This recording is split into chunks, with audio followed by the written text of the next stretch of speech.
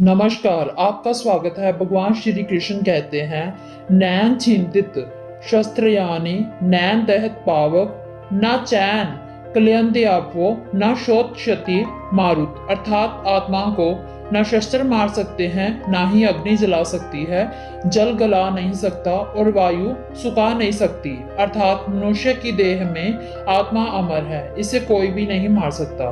किंतु मनुष्य का शरीर अमर नहीं है, उसकी मृत्यु एक न एक दिन तो होनी निश्चित है। जब से मनुष्य का जन्म हुआ है, उसकी मृत्यु को निश्चित है। जिस समय मनुष्य इस भौतिक संसार में जन्म लेता है, उसी समय उसकी मृत्यु का समय और मृत्यु का कारण निश्चित हो जाता है।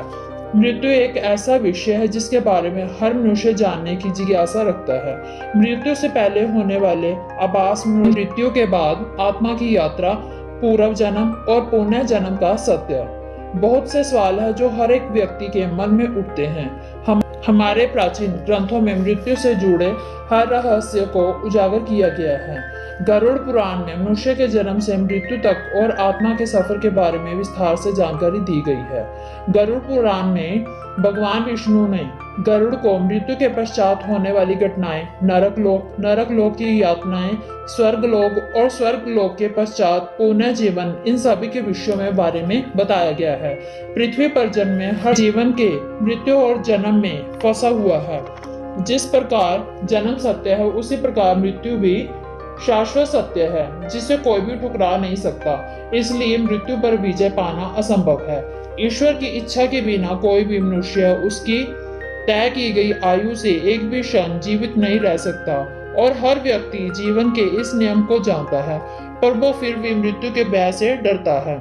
गरुड़ पुराण में कुछ ऐसे संकेतों के बारे में बताया गया है जिन्हें यदि हम जान ले तो हम पहले ही ये जान सकते हैं कि हमारी मृत्यु का समय अब निकट ही है। तो चलिए इस वीडियो के माध्यम से हम बताएंगे कि भगवान विष्णु जी ने गरुड़ जी को मृत्यु के पूर्व मिलने वाले ऐसे कौन से संकेतों के बारे में बताया। अगर आपने चैनल को सब्सक्राइब नहीं किया तो चैनल को सब्सक्राइब जरूर कर लें, ताकि आप आध्यात्मिक जानकारी वाली वीडियो आप देख सकें। गरुड़ पुराण के अनुसार जब इंसान की मृत्यु निकट आती है तो उसकी परछाई उसका साथ छोड़ देती है। ऐसे मनुष्य को तेल और पानी में परछाई दिखाई नहीं देती।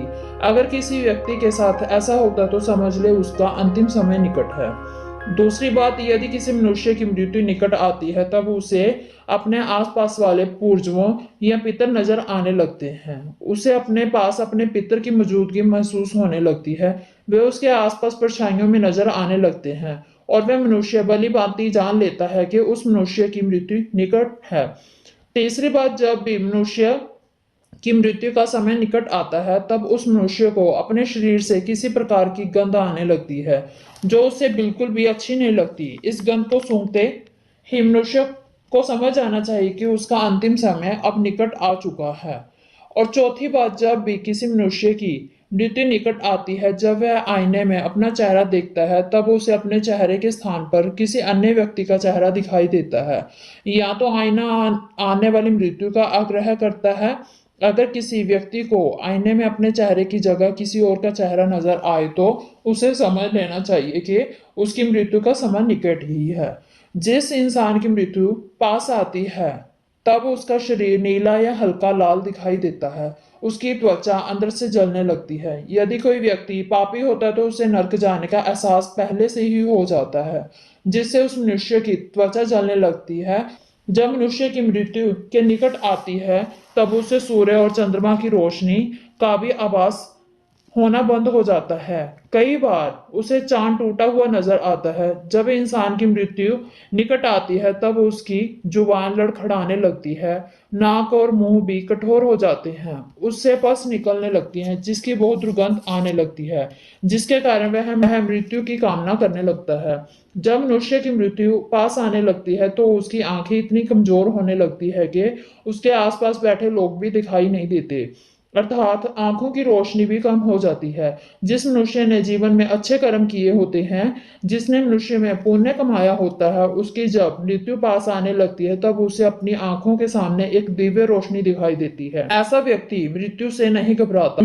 जिस मनुष्य ने पाप किए होते हैं उसकी मृत्यु निकट आने पर आंखों के सामने भयंकर रूप वाले जमदूत दिखाई देने लगते हैं, जिससे डरकर वह कांपने लगता है और वह अपने पापों को कोसता है।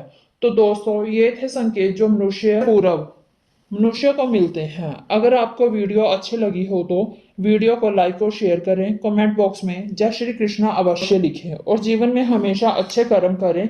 अच्छे कर्म से ही आपको मोक्ष की प्राप्ति हो सकती है। कर्म ही श्री कृष्ण के गोलोक धाम ले जा सकते हैं।